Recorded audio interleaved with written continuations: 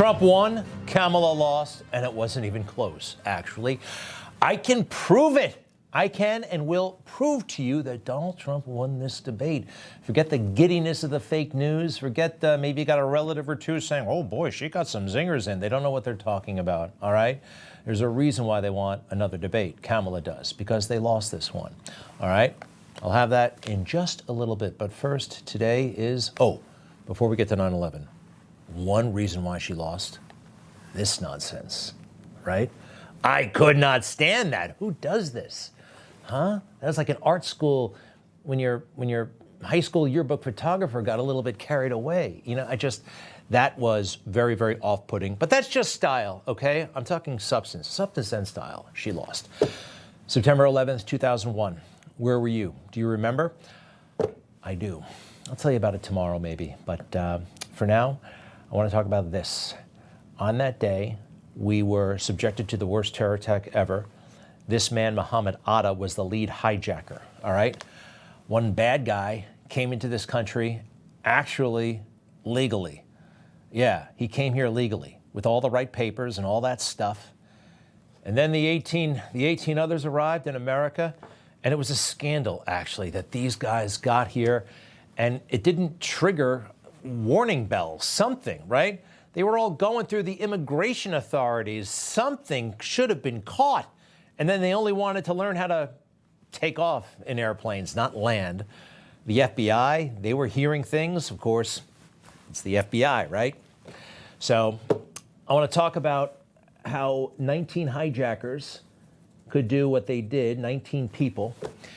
What could millions and millions of unvetted people coming into our country, 19 a second probably, are arriving in America, and we don't know anything about them. We knew a lot about these guys, and look at what they did. I want to show you something else. The 9/11 Commission, they actually did a very good report. It was meticulous. You should read it. To this day, there are lessons learned in this thing. Of course, the government forgets those lessons. They never really learned them. It was co-chaired by a great man, the former governor of New Jersey, Tom Kean. And this was the headline of the report. On that September day, we were unprepared. We did not grasp the magnitude of a threat that had been gathering over a considerable period of time. As we detail in our report, this was a failure of policy, management, capability, and above all, a failure of imagination. I remember where I was when I heard that, a failure of imagination. I was in Washington, D.C., actually, and that really, I haven't forgotten it since. You have to think outside the box. You have to plan for the unplannable, right? And you also have to plan for the likely and the inevitable. Do you remember what happened on July 13th? See something that said, take a look at what happened. Yeah, President Trump almost died. His head almost blown off right in front of the whole world. He survived by a miracle, right? It was a miracle. How did that happen? How did our government fail him and all of us? The acting Secret Service director, right? A guy who being pushed out of the agency, and that's a good thing. Listen to what he said about what the Secret Service did wrong. I've thought long and hard about this. I think this was a failure of imagination. A failure to imagine that we actually do live in a very dangerous world, where people do actually want to do harm to our protectees. I mean, it's really your job to imagine that, right? But a failure of imagination. The federal government still hasn't figured it out, right? 19 people came into this country, took down those towers, the Pentagon, United 93 at Shanksville, Pennsylvania, and we actually kind of knew they were here. What about the situation at the border right now? They are coming in this country en masse, right? We have no idea. You compare it, the 19 hijackers to all these people coming in, you see what I'm getting at here, right? This is, we could have a 9/11 every single day. This is insane. And this shows you what a sick and broken country we have right now. It is sick, and it is broken. And another sign of the brokenness of everything was that debate last night. That joke, Kamala Harris appearing and actually convincing some people that she is worthy of the presidency. It's insane. Just like this is insane. Donald Trump left us the worst attack on our democracy since the Civil War. Really? You said that the day before 9/11. Let me take a look at January 6th. What did it look like? This is worse than 9/11? You know, they've said that. They actually say that these guys hanging around, breaking windows, worse than 9/11. Kamala Harris really thinks that. Joe Biden really thinks that. This is insane.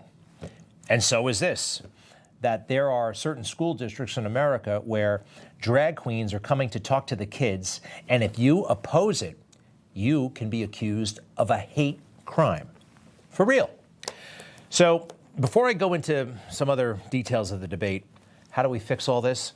I heard a portion of closing arguments from a January 6th attorney, and he just spoke so magnificently about the solution to all of this insanity, including the over-prosecution and persecution of January 6th defendants, but everything else that's wrong with this country.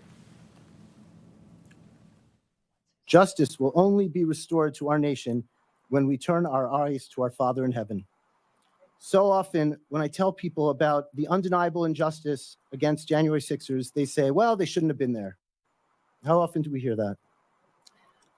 These people, they don't dispute that January 6ers are being unfairly punished. They're just not bothered by it because it doesn't affect them yet. The injustice of January 6th, I've seen it firsthand in the courtroom, looking at the juries. It's fueled by envy, anger, and hatred, and it can be stopped only with repentance, prayer, and kindness. God only asks that we seek him and that we are our brother's keepers. If we do what he asks, he will end this madness. His name is Jonathan Gross. He speaks for about 10 minutes there. You can find it online. I encourage you to find it and watch the whole thing. It's amazing. So, a debate. What is a debate?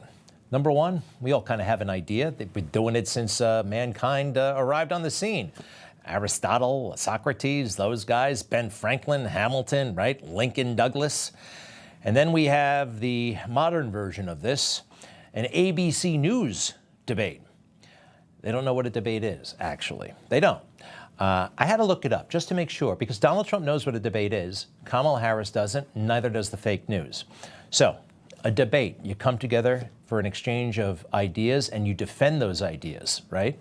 And here are the components of a debate. You got the opening arguments, you got the question phase, you got the closing arguments, and you have the rebuttal. A rebuttal is an important part of the debate, obviously. Involves presenting evidence that challenges the opposing counter-arguments and weakens their validity. Now, Donald Trump was rebutting Kamala Harris. Kamala Harris didn't even have to bother to rebut. Nobody was going to notice, and it was all, let's attack Trump. All three of us. I want to show you something, and this is the proof, I believe, of Kamala Harris's defeat. Objectively, how many questions were asked at that debate overall? 22 questions, okay? 22 questions from the moderators. Donald Trump substantively answered. You may not like it. You know, sometimes you deflect. Sometimes you respond to the last question or something your opponent said. But 9 out of the 12 questions were fully answered by him. You may not like the answers. That's 75%, all right? The math is easy. How many times did Kamala Harris do that? 2 out of 11. That she even gave a cursory nod to answering the question, 18% of the time. And the first, I think, really caught the attention of independents everywhere, right? I've already made up my mind, maybe you have.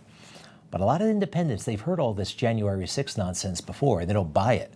They're waiting for a reason to vote for her. So everybody feels the pain, right? 4 years ago, we were better off economically. What she did on that first question, I think right here, game over. When it comes to the economy, do you believe Americans are better off than they were 4 years ago? So I was raised as a middle-class kid. And it was all about her. It goes on from there. Mom, dad, and giveaways, but she can't address that issue because we know that Americans are not better off. And nobody called her out on it. The moderators, Trump, fighting. But she gets away with it? No, she doesn't. You can't do that in plain sight. We heard the question. We saw her answer.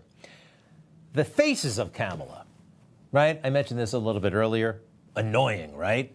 With the this, with the smiling, with the sneering, with their eyes. Constantly. Take that full if you don't mind. Did it bother you? It bothered me. This was a big performance on her part. A performance. We all know she's incompetent. Everybody in the swamp knows she's incompetent. She was an embarrassment as vice president. So what do? You give her a bit of a makeover and you rig it. You rig it for the appearance that this is a competent person. Can I make a comparison? I hope it works. Maybe it doesn't, but I used to fly planes in the military. A lot of my friends are airline pilots, okay? Now, that's a big job. You want good people flying that plane. Back when we had a sane country, airlines actually promoted the experience and qualifications of their pilots. You're going to hear from a bunch of them, TWA, now defunct, under their names. It's the experience level they point out, the number of years in the cockpit. Check it out. TWA's Lockheed L-1011. It's today's most advanced wide-body. The L-1011 has all-weather certification. It's the only wide body with a flying horizontal stabilizer, so it's the smoothest plane in the air. I love this L-1011. That's why I'm glad it's the only wide body I fly coast to coast. Our L-1011 fleet. It's one reason I like us. It's another reason you're going to like us. You're gonna like us, TWA. See all those guys? Notice anything about them? Older. Maybe they got a little bit of a paunch, right? Like I do. Not cool, not hip. Just really, really good. Really good at their job. And they have a skill.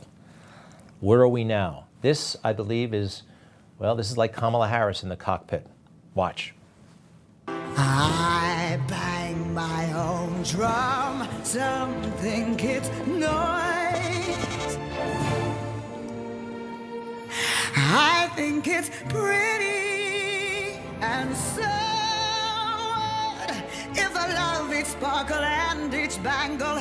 Why not try to see things from a different angle? Your life is a sham till you can shout out. See what I mean?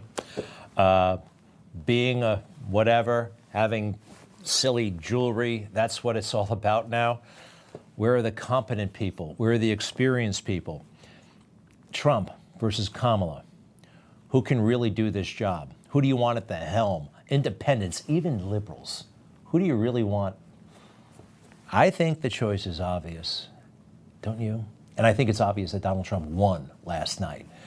And who lost? Well, a lot of people watching, right? Because of the moderators. They were horrific, absolutely.